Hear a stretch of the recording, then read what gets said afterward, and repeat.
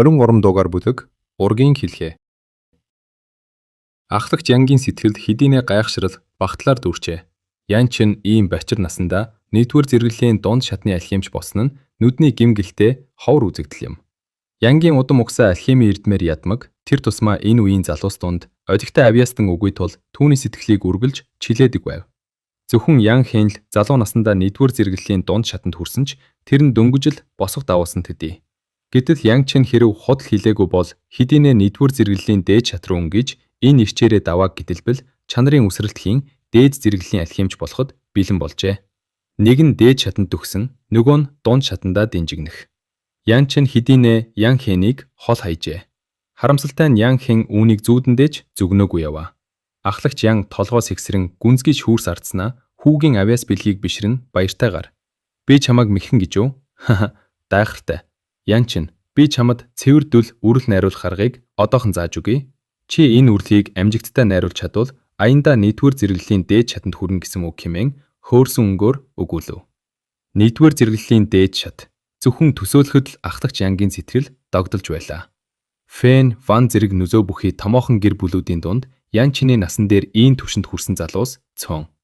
Хэрв тэдний дунд зэрэглэлийн гэр бүлээс ийм авьяастан төрүүл томчуудтай энэ зэрэгцэх цаг ирнэ. Ян чиний ирээдүй хязгааргүй харагдана. Сайн байна, тун сайн. Ян чин надтай хамт яв. Ян чин ахлагчийн юу бодож байгаад дадарсан тул тгий хэмээн дагав. Хоёр биеэ дагалдан явсаар дороод ахлагч Янгийн тусгай үрэл найруулах тасалгаанд хүрэлцэн ирлээ. Бүрэн тоноглогдсон энэ тасалгааг хараад Ян чиний нүд сэргэв. Ши овогтын худалдааны бүлгээс түүхий эдэн нэрмэгц кэрээр асар их хэмжээний үрэл найруулах хэрэгтэй болно.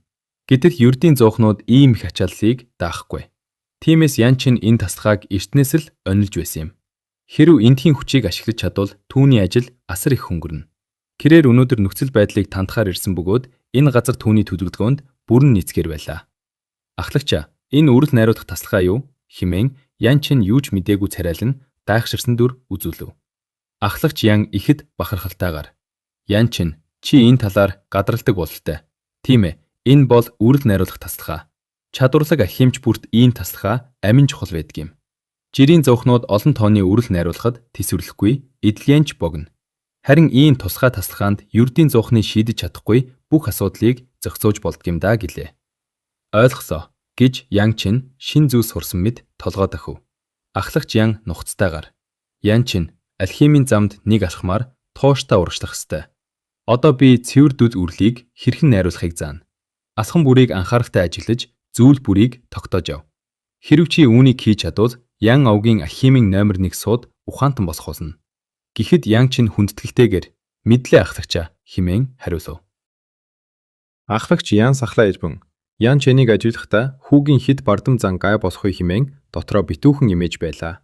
Тэрээр зуухны өмнө суугаад хоёр гараа агаарт хөдлөхөд алхан дээр нь гинтхэн газ бадарлаа. Ян чин сайн ажиглаа. Би эхэллээ шүү. Ахлагч Ян үрлээ найруулах зураа алхан бүрийг нэг бүрчлэн тайлбарлаж байв. Ян чинд энэ мэдлэг дутагдаагүйч ахлагчийн чин сэтгэлийг үнэлэн гүнээ талархаж байлаа. Овг аймаг мандахын тулд ийм л халамж анхаарал хэрэгтэй байдаг. Цаг хугацаа удаан урсна. Тайлбарлах, найруулах хоёрыг зэрэгцүүлэх нь ахлагчийг нилээ туйлдуулж духан дээр нь хүс дааварлажээ. 2 цаг гаруй зүтгэсний эцэст зуухнаас бэлэн болсон үрыз үсрэн гарч ахлагчийн алхан дээр буув. Ахлагч Ян хүлэрч ядарсан ч баяр хөөртэйгээр. Ян чин бүгдийг нь тод харсан уу? Хийсэн бүрийг минь тогтоов уу гэж асуухад Ян чин ихэнхийг нь тогтоолоо хэмээн хариулв. Тэгвэр чи өөрөө цэвэр дүл үрлийг найруулж чадах уу? Өөртөө хэр итгэлтэй байна? Ахлагчаа, айр хэм гэдэг тааварлажгүй зүйл. Хинч 100% баталгаа гаргаж чадахгүй. Би хичээгээд үзье. Амжилт эсэх нь таны заасан арга техникийг хэрхэн ухаж ойлгосноос минь шалтгаална гэж Ян чин даруухан хариуллаа. Ахлагч Ян түүнийг хэдэн удаа оролдож байж амжилтанд хүрэхийг мэдхийг хүсэж байв. Онол практик хоёр өөр тул хэд хэдэн удаа бүтлгүүтэж байж л ол утгыг нь атгах болов хэмээн бодно. Гэсэн ч тэрээр сэтгэлэн зовсон доо. Сүү сайн, наашир хэмээн дуудлаа. Сүү сайн барайсан царайтай орж ирэв. Ахлагч Ян түүний сэтгэл санааг анзаарах сөхөөгүй байсан тул Сүү сайн, Ян чинд цэвэр дүл үрэл найруулахад нь тусал. Энэ бол түүний анхны тохиолдол. Алхан бүрийг жигд хянахад чиний тусламж хэрэгтэй хэмээв. Сүү сайнын царай агшин зуур хувирч. Ахлагчаа, би хизээж түүнд туслахгүй. Тэр үүнд тохирох нэгэн биш хэмээн Ян Чин рүү хүйтнэр хэлв. Ахлагч Янгийн хөмсөг зангирч уур нь хурч эхлэв. Сүү сайн, чи юу хийх нүвэ? Би чамайг миний үгнээс гарахгүй, зааврыг минь даг гэж айлхимын туслахаар сургасан болохоос биш, энд дураараа авирлаж тижээгээгүй. Гэвч ахлагчаа зайл гэж ахлагч ууртайгаар хашгичв. Түүний үргэж хайрлаж итгэж ирсэн шавь нь Ян Чиний өмнөөс ийм авир гаргасанд тэрээр маш их хилэгнжээ. Сүү сайн Ян Чин рүү хорсолтойгоор нэг хараад шүд 100 гарч одов. Ахлагч Ян арай тайвширч. Ян Чин, уурчлаарай. Би Сүү сайнд дараа нь сургамж өгөх болно. Одоо зөвхөн үрэл найруулгахдаа л анхаар. Хэрв чи чадвал би чамайг тусгайлан шагна. Ахлагчаа, надад дадлаг хийх боломж олгосон нь л хамгийн том шагнал шүү дээ. Ахлагч Ян толгоос ихсэрнэ. Үгүй ээ, шагнаж байх ёстой. Ян Чин, чи залуу байна. Магадгүй Овг аймаг гэж юу болохыг хараахан ухаараагүй байж болох юм. Овг аймгийг мөнхөд оршин тогтнуулахын үндэс нь эв нэгдэл. Гэхдээ ганц эв нэгдэл хангагдаггүй. Энэ хорвоод төрөх, өтлөх, өвдөх, үхэх гэсэн жам бий. Овг аймагт шин цус, шин авьяастан хэрэгтэй. Чи бол Ян Овгийн мандах наран юм. Сууд авьяастан бол Овгийн ирээдүйн баталгаа. Тиймээс Овг чамайг ямар ч бодсодгүйгээр тэтгэх ёстой. Өнгөрсөн хугацаанд гэр бүл чинь чамд хүүтэн хүндий хандсанд гомдож болох ч энэ гагцаагүй байсан юм. Овгийн нөөц баялаг хязгаартай тул түүнийг зүгээр суугчдад үрж болохгүй. Бид нөөцөө хамгийн авьяастай хүмүүстэй зориулж тэднийг хүчирхэгжүүлэх ёстой. Тэгж байж л Ян Овг 100 овгтны дунд байр сууриа хадгалж үлдэнэ. Энэ бол Овг аймаг юм. Ян Чин. Ховын ашиг сонирхол бол Овгийн эрх ашигын дэргэд юу ч биш. Хэрв нэг өдөр Ян Овгийн төлөө амиа золиослох уу, эсвэл өөрийгөө аврах уу гэдэг сонголт ирвэл би эргэлзэхгүйгээр золиослыг сонгох болно. Учир нь миний гэр, миний эрлийн садан энд бий. Чи одоогоор үүнийг мэдрэхгүй байж болох ч хизээ нэгэн цагт Овг гэдэг бол цусан төрөл, амь нэгтэй хэлхээ холбоо гэдгийг ойлгох болсон доо. 24 бүлэг. Гарцаагүй анхаарах хэрэгтэй. Ян Чин бодлого ширэн толгой дөхөв. Түүнд Ян Овгтныхоо эсрэг үс хонзон байсангүй. Урд төрлийн Ян Чин арчаагүй байсан нь өөрийнхэнд буруу болохоос удам угсаага буруутгах аргагүй. Харин ч Ян ахлагчийн шулуун шудраг занг тэрбээр битүүхэн биширнэ. Ахлагч Ян. Тэгэхээр энэ шагналыг би хуваасаа бус. Ян Овгтныг төлөөлнө. Тэдний нөөц баялгаас хүтээж байгаа хэрэг. Хүү минь, чи миний итгэлийг бүү алдаарай хэмээн захив. Хоёрдугаар эзэн минь, Ян Чин би хамаг хүчээ дайжлах болно гэж залуу хүү хариуллаа. Сайн байна. Залуу хүнд ийм л оргилсон ирч хүч байх ёстой. Одоо цэвэр дөд имийг найруулад үз. Нэг удаагийн оролдлогоор амжилтгүй боллоо гэхэд битгий санаа зовоорой. Боломж дахиад олно хэмээн ахлагч Ян түүнд ихэд найдан айдуу зөөлнөөр өгүүлв. Ян Чин цаг ардталгүй имийн зуухны өмнө суугаад ахлагчийн арга барилыг ягштал дуурай имийг найруулж эхлэв. Өмнөх төрлийнх нь асар их туршлага, гоц ухаанд ахлагч Яны техникийг сурах нь хүүхдийн тоглоом мэтэл хялбар байлаа. Том хүн хүүхэд дуурайхтай ижил дэндүү амархан зүйл. Үүндээ насны хувьд Ян Чин хоёр төрлийнхөө насыг нийлүүлсэн ч ахлагч Яныг гүйцэхгүй байж болох ч им найруулах эрдэм чадлаар бол ахлагч түүний хөлийн чигчийн хуруунд ч хүрэхэргүй байв. Түүний чадварлаг хөдөлгөөнүүд ахлагч Яныг мэл гайхуулж цэл бишрүүлв. Ян Чин түүний арга барилыг яг таг ямар ч зөрүүгүй сурсан байлаа. Хамгийн нарийн төвөгтэй хурууны хөдөлгөөнийг хүртэл усны урсгал мэд хүүрүүлнэ. Ийм гоц ой тогтоолт ухаан гэж байх уу? Химэн ахлагч Ян дотроо дуу алдан балмагтжээ.